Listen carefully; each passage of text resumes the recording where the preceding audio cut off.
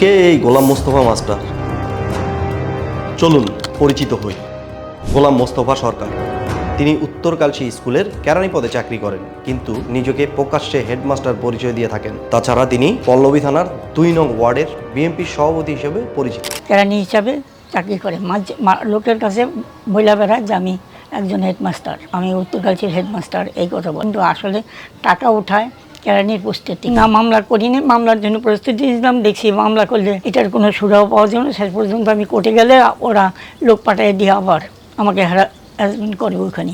এই জন্য আমি আর কেসে আগাইনি। 2024 সালের 5ই আগস্টের পর উত্তরকালশীর সাবেক হেডমাস্টার রশিদ মাস্টারের সঙ্গে মুসলিম বাজারের একাধিক কয়েকটি দোকান নিয়ে বিরোধের জের ধরে গোলাম মোস্তফা প্রকাশ্যে রাস্তায় রশিদ মাস্টারকে জুতো দিয়ে মারধর করেন। আমি আমার দোকানে দাঁড়িয়ে আসলাম, এমন সময় 4-5 জন লোক লয়ে আসে। এটার একটা রিপোর্ট হয়।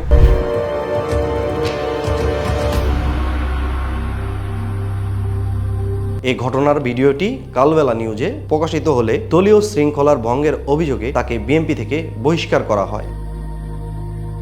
এই ঘটনার রেশ কাটতে না কাটতে গোলাম মর্তুজা সরকার পল্লবী থানার আওয়ামী লীগের আহ্বায়ক কমিটির সদস্য ছাত্র হত্যা মামলার আসামি হিসেবে র্যাবের হাতে গ্রেপ্তার হন। রাজধানীর উত্তরা পশ্চিম থানায় দায়ের করা একটি মামলা তাকে গ্রেপ্তার এবং পরের দিন থানায় হস্তান্তর করা হয়।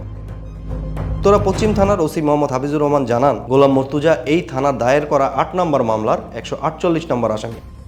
বর্তমানে তিনি জেল হাজতে আছেন।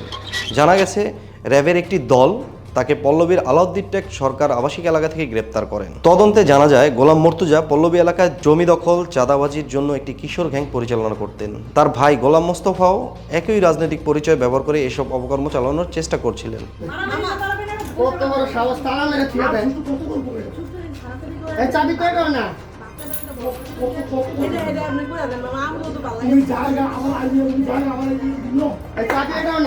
মা মা মা এই যে মা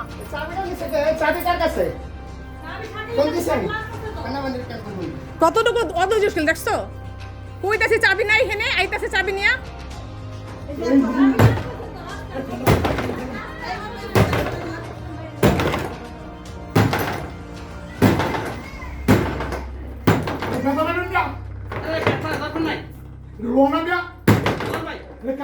এনে বাচ্চা কাচ্চা ভয় পাইতেছে, ন্যূনতম পরিমাণে ওরা কম হচ্ছে না যে বাচ্চারা ভয় পাইতেছে।